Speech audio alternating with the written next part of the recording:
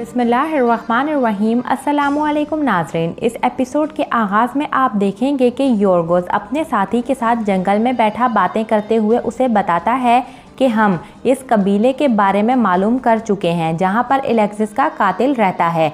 इस पर योरगोस का साथी कहता है, फिर योरगोस हम हमला करके इन सबको ख़त्म कर देते हैं। इस पर योरगोस कहता है, मुझे पहले कातिल के कबीले में मौजूद होने के बारे में मालूम करना होगा, इसलिए हम कबीले में दाखिल होकर कातिल को तलाश करेंगे और फिर मैं इसकी आंखों में आंखें डालकर कतरा कतरा करके इसका खून बहाऊंगा। दूसरी तरफ कुछ नकाबपोश आदमी दरख्तों के पीछे छुपकर इन दोनों की बातें सुन रहे होते हैं। इसी दौरान एक नकाबपोश शख्स लोहार से पूछता है, तुम्हें इस पर शक है लोहार? इस पर लोहार कहता है, हाँ। इसी दौरान योरगोस अपने पीछे छुपे नकाबपोशों की मौजूदगी को महसूस करते हुए तीर कमान तान कर कहता है, लेकिन उससे पहले अपने पीछे मौजूद कीड़ों को ख़त्म करूंगा। इसी के साथ योरगोस तीर चलाकर इन पर हमला आवर होता है। इसके बाद बाकी छुपे हुए हमला आवर भी निकलकर योरगोस और इसके साथी पर हमला कर देते हैं।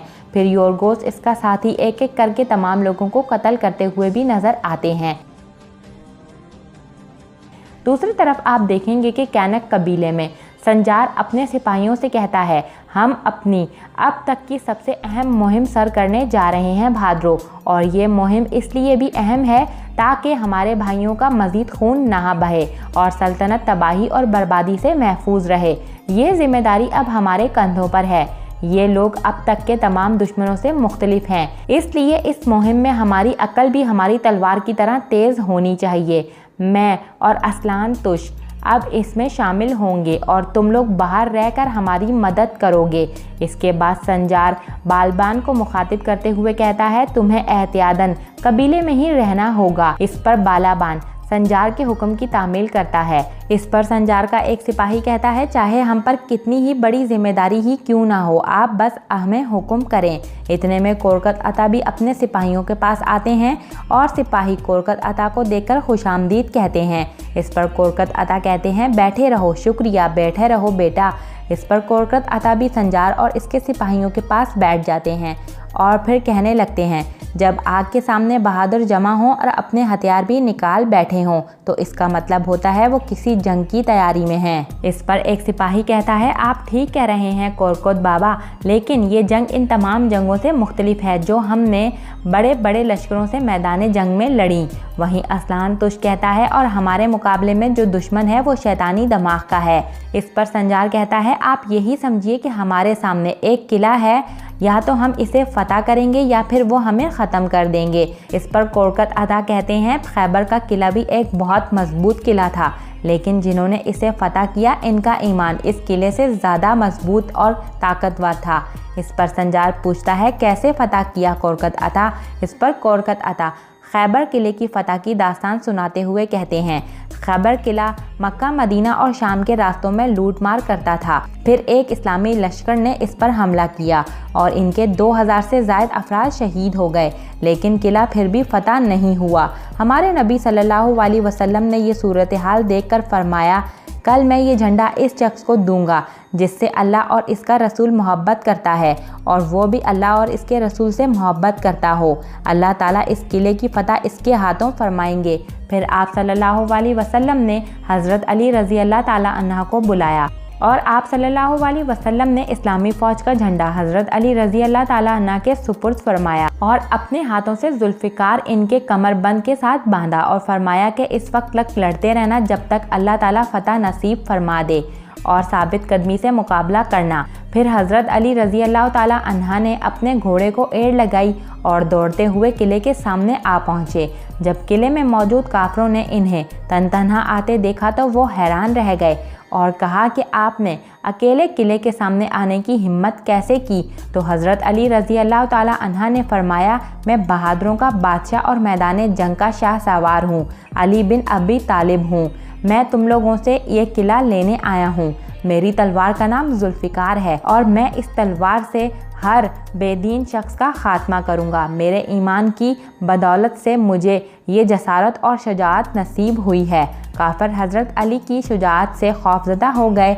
फिर इनका सबसे ताकतवर जंगजू मुकाबले के लिए मैदान में आया तो हजरत अली रजी अल्लाह ताला ने अपनी तलवार जुल्फिकार से इन काफिरों के सबसे ताकतवर जंगजू का किस्सा तमाम कर दिया। ये देखकर इस्लामी लश्कर में भी जोश और जज्बा पैदा हो गया।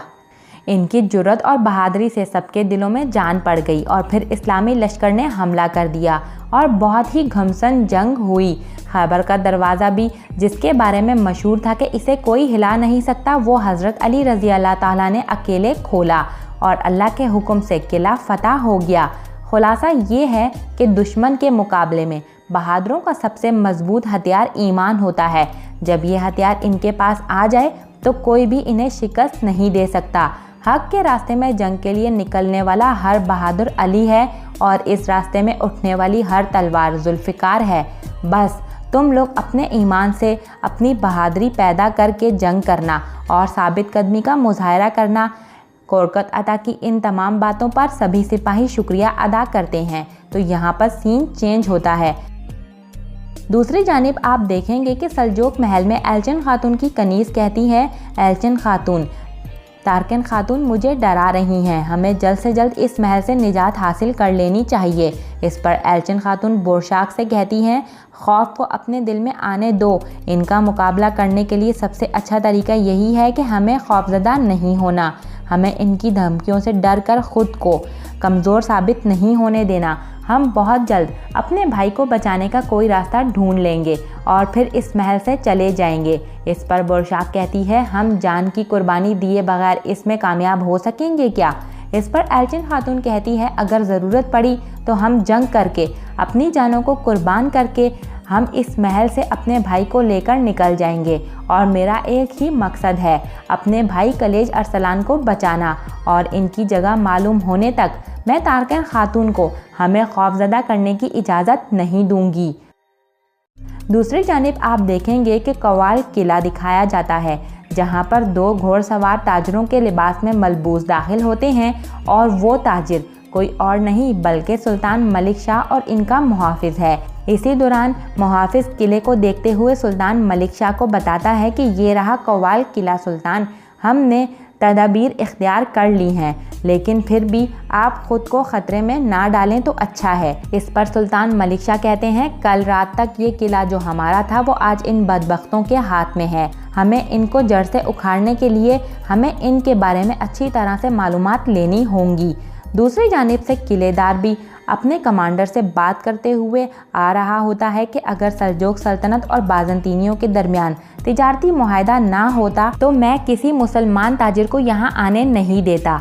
इन सब के पास इजाज़तनामे हैं ना? इस पर कमांडर कहता है, जी जनाब। इस पर किलेदार कहता है, आओ ज़रा इन्हें देखते हैं।